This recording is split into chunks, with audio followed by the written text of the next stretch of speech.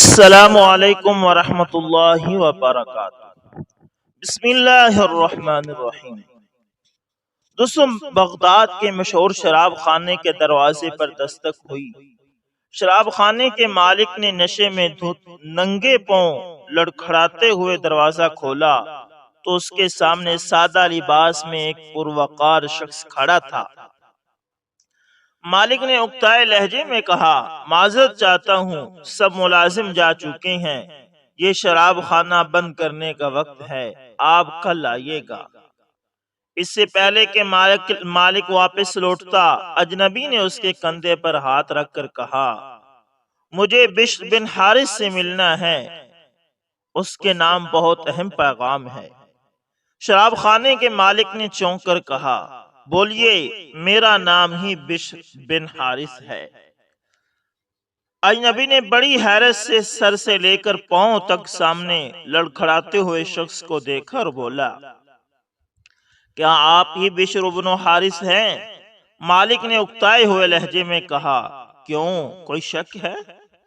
اجنبی نے آگے بڑھ کر اس کے ہاتھوں کو بوسہ دیا اور بولا، سنو بشر بن حارث، خالق ارض و سما نے مجھے کہا ہے کہ میرے دوست بشر بن حارث کو میرا سلام عرض کرنا اور کہنا، جو عزت تم نے میرے نام کو دی تھی وہی عزت رہتی دنیا تک تمہارے نام کو ملے گی۔ اتنا سننا تھا کہ بشر بن حارث کی نگاہوں میں وہ منظر گھوم گیا جب ایک دن حسب معمول وہ نشے میں دھت چلا جا رہا تھا کہ اس کی نظر گندگی کے ڈھیر پر پڑے ایک کاغذ پر پڑی جس پر اس میں اللہ لکھا تھا۔ بشر بن حارث نے کاغذ کو بڑے احترام سے چوما، صاف کر کے خوشبو لگائی اور پاک جگہ رکھ دیا اور کہا، اے مالک، اے عرش عظیم کے رب، یہ جگہ تو بشر کا مقام ہے، تمہارا نہیں۔ بس یہی ادا بشر بن حارث کو بشر حافی رحمت اللہ تعالی بنا گئی۔ وہی بشر بن حافی رحمت اللہ تعالی جس کے متعلق اپنے وقت کے امام احمد بن حنبل رحمت اللہ تعالی فرمایا کرتے تھے، لوگو، جس اللہ کو احمد بن حنبل مانتا ہے، بشر حافی رحمت اللہ تعالی اسے پہچانتا ہے۔ دوستو، کوشش کریں کہ کہیں اخبار یا کاغذ کے کسی ٹکڑے پر اللہ پاک جل جلالہ یا نبی پاک صلی اللہ علیہ وسلم یا مقدس ہستیوں کا نام نظر آئے تو اسے کسی پاک جگہ پر رکھ دیا کرے۔ اللہ اکبر۔ بشر بن حارث رحمت اللہ تعالی نے ایک کاغذ کے ٹکڑے کو جس پر اللہ کا نام لکھا ہوا تھا ایک صاف جگہ پر رکھا تو اللہ تعالی نے اسے وقت کا بزرگ بنا دیا۔ اللہ اکبر۔ دوستو، اسی طرح اس کو فقط مارا نہیں گیا تھا، اس کو اذیت دی گئی تھی۔ اذیت سہتے سہتے وہ مر گئی تھی۔ اس کی موت کے بعد بھی اسے میسنی سمجھ کر بجلی کے جھٹکے لگوائے جاتے رہے۔ اس کے ہاتھ کی انگلیوں میں پینسل پھنسا کر انگلیوں کو موڑا توڑا جاتا رہا، مگر اس کے جسم اور اس کی روح اس سے آزاد ہو چکی تھی، اس لیے اسے تو کوئی تکلیف محسوس نہ ہوئی۔ البتہ اس پر ظلم کرنے والوں نے اپنے گناہوں میں مزید اضافہ کر لیا تھا۔ خیر، وہ لوگ آج بھی کل کے مسلمان تھے جو خدا کو تو مانتے تھے مگر خدا کی نہیں مانتے تھے، کیونکہ خدا کی ماننے والا اور عشق رسول صلی اللہ علیہ وسلم کا دعویٰ کبھی بھی خدا کی مخلوق پر اور حضور نبی کریم صلی اللہ علیہ وسلم کی امت پر اتنا ظلم نہیں ڈھا سکتا جتنا ظلم رافعہ جلیل پر ڈھایا گیا تھا۔ حیرت کی بات ہے کہ اس کا جرم صرف اتنا تھا کہ وہ ایک بیٹا نہیں پیدا کر سکی تھی، جبکہ ہمارا مذہب کہتا ہے اولاد مرد کے نصیب سے ہوتی ہے، مگر یہاں مذہب کو کس نے دیکھنا تھا؟ یہاں تو مظلوم اور معصوم بچی پر ظلم ڈھائے جانے تھے اور وہ ڈھا دیے گئے۔ اس کی موت مجھ جیسے حساس دل رکھنے والوں کے لیے تکلیف دے اور دکھ کی بات ضرور تھی، مگر اس کے اور اس کے خاندان خاص کر والدین کے لیے بالکل بھی نہیں۔ تو اس کا نام رافعہ جلیل تھا۔ اس کے والد صاحب نے بکریاں پال رکھی تھی اور انہیں چرا کر گزارا کرتے تھے، اور 2004 میں یہ پیدا ہوئی تھی۔ وہ اپنے گاؤں میں پہلی اور واحد لڑکی تھی جس کی پیدائش کی خوشی منائی گئی تھی۔ اس کی پیدائش پر سب سے بہترین بکرا ذبح کر کے گاؤں کے غرباء میں تقسیم کیا گیا تھا، جبکہ ایک بکری کو بیچ کر اس کے لیے سونے کی انگوٹھی بنوائی گئی تھی۔ لوگ سچ کہتے ہیں کہ بچیاں جلد جوان ہو جاتی ہیں۔ اس کی سب سے بہترین مثال رافعہ جلیل تھی، یعنی اس بات کی کہ بچیاں جلد جوان ہو جاتی ہیں۔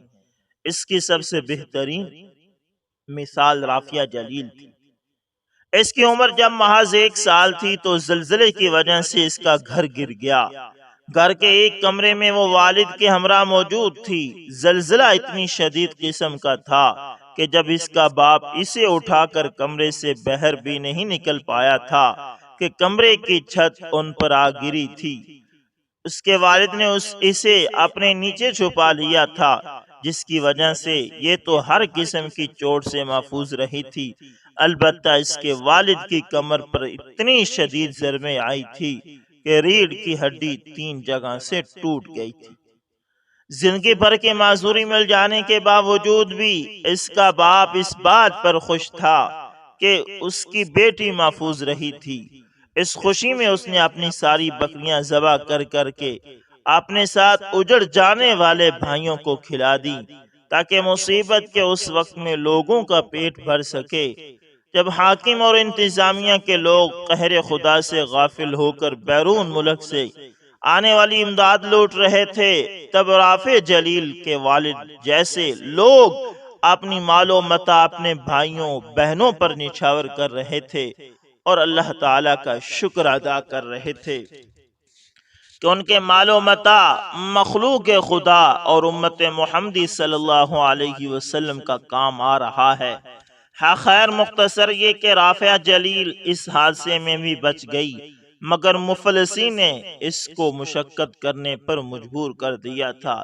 وہ اپنی والدہ کے ساتھ جا کر لکڑیاں چن کر لاتی، علاقے کے امیر لوگوں کو بیچتی، لوگوں کے گھروں میں کام کرتی۔ اس کے باوجود بھی اپنے والد کے لیے ٹائم نکالتی اور ان کو ویل چیئر پر لے کر باہر جاتی۔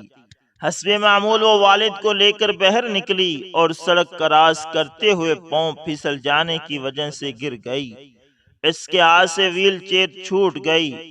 وہ اٹھی اور آؤ دیکھا نہ تاؤ والد صاحب کی ویل چیئر کو پکڑنے کے لیے دوڑی، مگر اسی دوران ایک تیز رفتار گاڑی کی ٹکر سے سڑک کنارے بنی 30 فٹ گہری کھائی میں جا گری۔ حیرت انگیز اور معجزانہ طور پر یہ اس حادثے میں بھی محفوظ رہی۔ البتہ اس دن کے بعد اس کے والد صاحب کبھی گھر سے باہر نہ گئے۔ وقت گزرتا رہا، اس کی مشقت سے والدین کا رزق چلتا رہا، یہاں تک کہ اس کی شادی کر کے اسے رخصت کر دیا گیا۔ شادی کے کچھ ہی عرصے بعد اس کے سسرال والوں نے اپنا رنگ دکھانا شروع کر دیا، اس پر ظلم و ستم شروع کر دیے گئے۔ وہی محنت مشقت جو وہ والدین کے گھر کرتی تھی وہی یہاں بھی کروائی جاتی تھی۔ فرق صرف یہ تھا کہ وہاں اس کی کمائی اس کے ہاتھ میں ہوتی، یہاں اس سے وہ کمائی چھین لی جاتی۔ بیماری سستی کی حالت میں بھی اسے چھٹی نہ کرنے دی جاتی تھی تاکہ دیہڑی نہ چھوٹ جائے۔ اب وہ والدین کا سہارا تو کجا کے بنتی، اسے خود سہارے کی ضرورت محسوس ہونے لگی تھی، کیونکہ یہ 2 بار امید سے ہوئی تھی اور دونوں بار پیٹ میں موجود اولاد لڑکی ہونے کی وجہ سے وہی قتل کروا دی جاتی، اور آج تیسری بات جب یہ امید سے تھی اور میڈیکل رپورٹس میں پتا چلا کہ اس کے پیٹ میں موجود اولاد لڑکی ہے تو اسے اذیت ناک موت مار دیا گیا تھا۔ اس کے اچھے اعمال اور اخلاق کی وجہ سے اس کے والدین کا مصیبت کے وقت اپنے گاؤں کے لوگوں کے ساتھ برتاؤ دیکھ کر ہر کوئی اس کی موت پر افسردہ تھا، مگر اس کے والدین کسی حد تک مطمئن تھے اور اللہ تعالیٰ کا شکر ادا کر رہے تھے کہ ان کی بیٹی کی جان اس عذاب سے چھوٹ گئی۔ اس کی موت کے بعد لوگوں پر حقیقت کھلی تھی کہ اس کا باپ بھیک مانگ کر اس کے سسرال والوں کو دیا کرتا تھا کہ اس کی بیٹی سے مشقت نہ لی جائے، بس گھر کا کام لیا جائے، مگر اس کے باوجود بھی ظالم سسرال والوں کو رحم نہیں آتا تھا۔ آج کے بعد اسے بھیک نہیں مانگنی تھی، نہ پیسے کی، نہ بیٹی کی خوشیوں کی، نہ بیٹی کی زندگی کی۔ اللہ اکبر۔ اللہ تعالیٰ ایسے ظالموں سے بچا۔ اتنے ظالم ہوتے ہیں لوگ، کسی کی بیٹی کو بیٹی ہی نہیں سمجھتے۔ دوستو اسی طرح میں نے پوچھا تھا کہ کیا تم نے دوبارہ اسے ڈھونڈنے کی کوشش نہیں کی؟ تو اس نے بتایا تھا کہ میں نے اسے بہت ڈھونڈا لیکن وہ پھر کبھی نہیں ملی۔ اتنی سی بات کرنے کے بعد اس کی آنکھیں نم ہوئی تھی اور میری روح وہ بتاتا ہے، یعنی اس کی آنکھیں نم ہو گئی اور میرا اندر لرز گیا۔ وہ بتاتا ہے کہ میرا نام نواز شفیق ہے اور میں ننکانہ صاحب کا رہنے والا ہوں، ایک مناسب سا ذمہ دار ہوں۔ الحمدللہ میری آمدنی بہت اچھی تھی، میرے پاس 150-200 جانور تھے، دودھ کا میرا اپنا کام تھا۔ مجھ سے زندگی میں بس ایک خطا ہوئی اور اس خطا کے بعد مجھ سے سب کچھ چھین لیا گیا، میری لگامیں کھینچ لی گئی اور میں مکافات عمل کا شکار ہو گیا۔ قصہ کچھ یوں ہے کہ میری پہلی شادی میری پھوپھو زاد سے ہوئی تھی، جو مالی طور پر انتہائی کمزور تھی۔ میرے والد صاحب نے اپنی بہن کی بیٹی کا رشتہ اس لیے میرے ساتھ طے کر دیا تھا کیونکہ ہمارے حالات اچھے تھے، جبکہ میری پھوپھو نے بھی ساری زندگی اذیت میں کاٹی تھی۔ غربت کا یہ عالم تھا کہ ہم لوگ زکوٰۃ تک ان کو دیا کرتے تھے، مالی تعاون اس کے علاوہ ہوتا تھا۔ آپ یوں سمجھ لیں کہ ان کا سارا گھر ہم لوگ ہی چلایا کرتے تھے۔ میرے والد صاحب نے سوچا کہ چلو گھر کی بات ہے، میرا بیٹا میری بھتیجی کو خوش رکھے گا، مگر یہ ان کی خام خیالی ثابت ہوئی۔ شادی کے دوسرے دن میری والدہ اور میری بیوی میں انبن ہو گئی۔ میں والدہ کا سپورٹر بن گیا، میرے والد صاحب حق پر تھے اور انہوں نے اپنی بھتیجی کو سہارا دیا۔ مجھے بھی سمجھانے کی کوشش کی کہ یہ تمہاری بیوی ہے، تم روزے قیامت اللہ تعالیٰ کے سامنے اس بات کے جواب دہ ہوں گے، لیکن میں نے والد صاحب کی بات ماننے سے انکار کر دیا اور ان کو صاف کہا کہ آپ بھتیجی کی سائیڈ لے رہے ہیں۔ یوں ہمارے اختلافات شروع ہوئے اور پھر بڑھتے گئے، یہاں تک کہ میرے والد اور والدہ میں بھی دوریاں پیدا ہونا شروع ہو گئی اور میں بھی اپنے والد سے متنفر ہوتا گیا۔ میرے والد صاحب اسی صدمے سے دو چار ہوئے اور ایسے ہوئے کہ بیمار ہو گئے اور پھر موت کو سینے لگا لیا۔ والد صاحب کی موت سے پہلے حالات جیسے بھی تھے، میں اپنی بیوی پر ہاتھ نہیں اٹھاتا تھا، نہ مجھے والد صاحب اٹھانے دیتے تھے، لیکن والد صاحب کی موت کے بعد مجھے کھلا میدان مل گیا۔ میں نے اور میری ماں نے میری بیوی کو جتنا ممکن تھا اذیت دینا شروع کر دی۔ میری ماں اس سے غلاظت تک ہاتھوں سے اٹھوایا کرتی تھی، مختلف قسم کے کیمیکل والے صابن اور پاؤڈر لا کر دیا کرتی تھی، جن سے وہ کپڑوں اور صحن اور کمرے وغیرہ کے فرش دھویا کرتی تھی۔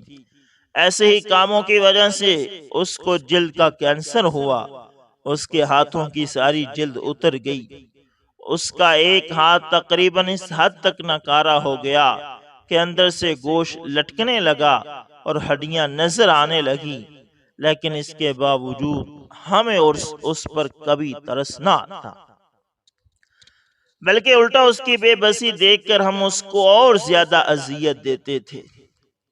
میری والدہ نے اس پر پابندی لگا رکھی تھی کہ وہ دن میں صرف ایک وقت کھانا کھا سکتی تھی اور وہ کھانا بھی ہم اسے الگ برتنوں میں دیا کرتے تھے۔ کچن میں اور جہاں ہم لوگ بیٹھا یا لیٹا کرتے تھے ان کمروں میں آنا اس کے لیے ممنوع تھا، سوائے صفائی کرنے کے۔ میں نے اسے کبھی زندگی میں بیوی کا حق نہیں دیا تھا، البتہ اذیت اتنی دی تھی کہ وہ کبھی زندگی میں اپنا حق مانگ بھی نہیں سکی تھی۔ اگر گاؤں میں سے کوئی شخص ترس کھا کر اسے کچھ رقم یا کوئی چیز دیتا تو وہ بھی میں یا میری ماں اس سے لے لیا کرتے تھے۔ اس کے ایک ہاتھ کی جلد مکمل طور پر اتر چکی تھی، بلکہ گوشت بھی ہڈیوں سے الگ ہو چکا تھا۔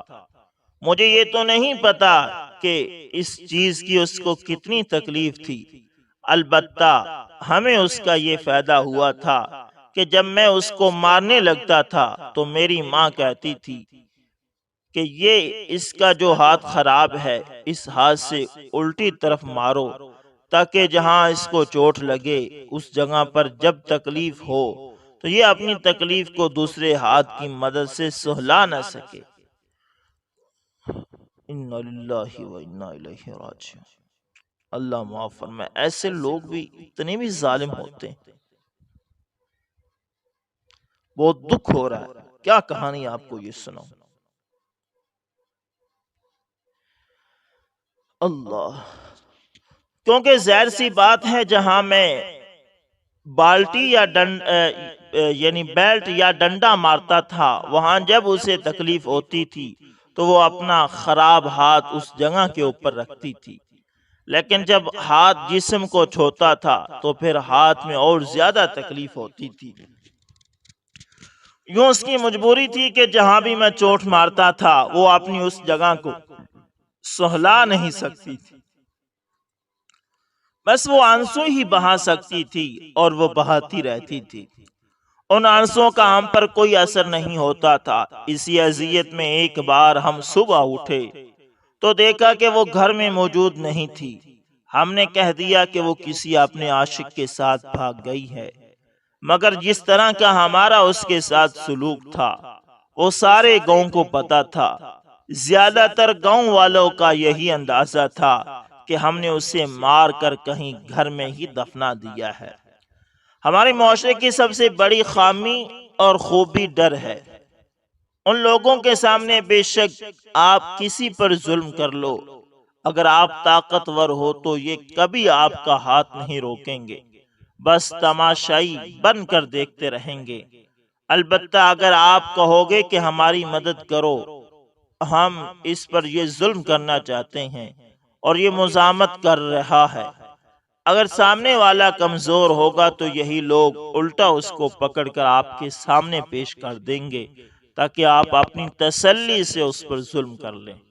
ہمارے معاملے میں بھی کچھ ایسا ہی تھا۔ لوگوں کے دلوں میں ہمارا کچھ نہ کچھ خوف قائم تھا، اس لیے کسی نے بھی پولیس میں رپورٹ نہ کی، بلکہ ہمارے سامنے لوگوں نے ہماری بات پر یقین کر لیا، گو کہ پیٹھ پیچھے وہ جو کچھ کہتے رہتے تھے ہم تک پہنچتا رہتا تھا، لیکن اس بات سے ہمیں بھی کوئی فرق نہیں پڑنے والا تھا۔ میں نے دوسری شادی کر لی، اللہ نے مجھے ایک بیٹا اور بیٹیاں دے۔ میں نے ان کو انتہائی لاڈ والی اور عیاشی والی زندگی دی، مگر مجھے اس بات کا افسوس ہوا کہ میری دونوں بیٹیاں میرے ملازموں کے ساتھ بھاگ گئی، جبکہ سارا کاروبار اور زمین میں نے بیٹے کے نام منتقل کر دی، تو بیٹے نے بھی مجھے گھر سے نکال دیا۔ نہ صرف مجھے گھر سے نکال دیا بلکہ میری بوڑھی ماں کو بھی گھر سے نکال دیا۔ مجھے آج بھی یاد ہے میری بوڑھی ماں کی مرتے وقت یہ خواہش تھی کہ وہ اپنی آخری سانسیں اپنے گھر میں لے، مگر میرے بیٹے نے اس بات کی اجازت نہ دی اور میری ماں اس گھر کی دہلیز کے بہر مر گئی۔ میں اپنی ماں کے لیے اپنے بیٹے سے ایک گلاس پانی مانگتا رہا، لیکن میرے بیٹے نے مجھے وہ پانی بھی نہ دیا۔ ماں کی موت کے بعد میں نے وہ گاؤں چھوڑ دیا، کچھ عرصے اپنے ایک دوست کے پاس رہا، لیکن پھر اس نے بھی میرا بوجھ اٹھانے سے معذرت کر لی۔ ہاں، البتہ اس کی اولاد نے مجھ پر ایک احسان کیا کہ مجھے ایک ایسے ادارے کے حوالے کر دیا جو مجھ جیسے لاچار، بے بس اور لاوارث لوگوں کی دیکھ بھال کرتا ہے۔ میں آج بھی اس ادارے میں موجود ہوں اور اپنی موت کا منتظر ہوں۔ میرا وہ دوست آج بھی اپنے بچوں کے ہمراہ میرے پاس آتا ہے، میری کچھ نہ کچھ مالی مدد کرتا ہے، ادارے کے ملازموں کو کچھ نہ کچھ رقم بطور رشوت یا معاوضہ دیتا ہے تاکہ وہ میرا اچھے سے خیال رکھیں، اور ساتھ ہی افسردہ ہو کر مجھے کہتا ہے کہ میں شرمندہ ہوں، میں تمہارے لیے اس سے زیادہ کچھ نہیں کر سکتا، اور اس بات کا مجھے افسوس ہے کہ تم اپنی اولاد کی صحیح طرح سے پرورش نہیں کر سکے، یا پھر شاید تمہارے ظلم ہی تمہارے لیے سزا کی وجہ بن گئے۔ مگر میں جب تک زندہ ہوں تمہارا سہارا بنا رہوں گا، اور اللہ تعالیٰ کے حضور بھی دعا کرتا رہوں گا کہ اللہ تعالیٰ تمہیں دونوں جہانوں میں معاف کر دے۔ گو کہ میرے دوست نے مجھے صدقے دل سے دعا دی ہے، لیکن میرا دل کہتا ہے کہ یہ دعائیں میرے حق میں قبول شاید نہیں ہوں گی، کیونکہ میری اب جلد بھی خراب ہونا شروع ہو چکی ہے۔ میری جلد پر ایک پھوڑا نکلتا ہے، پھر اس میں پانی بھر جاتا ہے، پھر جب وہ پھٹتا ہے تو جہاں تک وہ اس کا پانی جاتا ہے وہاں تک میری جلد خراب ہو جاتی ہے اور گل سڑ جاتی ہے۔ ادارے والے میرا علاج کر رہے ہیں، لیکن اس کے باوجود فی الحال مجھے کچھ بھی آرام نہیں آ رہا۔ شاید ادارے والوں کو تو نہیں پتا یہ کیوں ہو رہا ہے، لیکن میں جانتا ہوں کہ یہ میرے ساتھ وہی مکافات عمل والا کام ہو رہا ہے جو میں نے اپنی پہلی بیوی کے ساتھ کیا تھا۔ میں نے جو ظلم کیا تھا اس کی جزا پا رہا ہوں، اور پتہ نہیں کتنا عرصہ پاتا رہوں گا، لیکن میں آج کی نسل کو یہ بات بتانا چاہتا ہوں کہ کوئی بھی ظلم یا بڑا گناہ ایسا نہیں ہے جس کی سزا کا مزہ آپ دنیا میں نہیں چکھ لیتے۔ اس لیے آپ سے التجا کرتا ہوں کہ میری طرح نشان عبرت بننے کی بجائے آج ہی اپنے آپ میں سدھار پیدا کر لیں، تاکہ کل کو میری جگہ پر آپ نہ ہوں۔ والسلام۔ اللہ اکبر۔ تو دوستو یہ تھی کہانی جو آپ کے ساتھ شیئر کی ہے۔ دوستو ہمارے معاشرے میں یہ عام ہو چکا ہے کہ بیویوں کے ساتھ بہت ظلم کیا جاتا ہے۔ خدا را دیکھا کریں، وہ کسی کی بیٹی اگر نہیں رکھنا اسے فارغ کر دو، تنگ کیوں کرتے ہو، اسے ذلیل کیوں کرتے ہو۔ دوستو امید کرتا ہوں ویڈیو اچھی لگی ہوگی، پسند ہے تو لائک شیئر کومنٹ لازمی کریں، اور اگر آپ ہمارے channel AS information TV پر نئے تو اس کو بھی لازمی سبسکرائب کریں، اور ساتھ میں دوستو بیل کے نشان کو دبانا نہ بھولنا تاکہ ہر نئی ویڈیو کا نوٹیفیکیشن آپ لوگوں تک پہنچتے رہیں۔ تو دوستو ملتے ہیں کسی نیکسٹ اچھی سی ویڈیو کے اندر، تب تک کے لیے اللہ حافظ، جزاکم اللہ خیر۔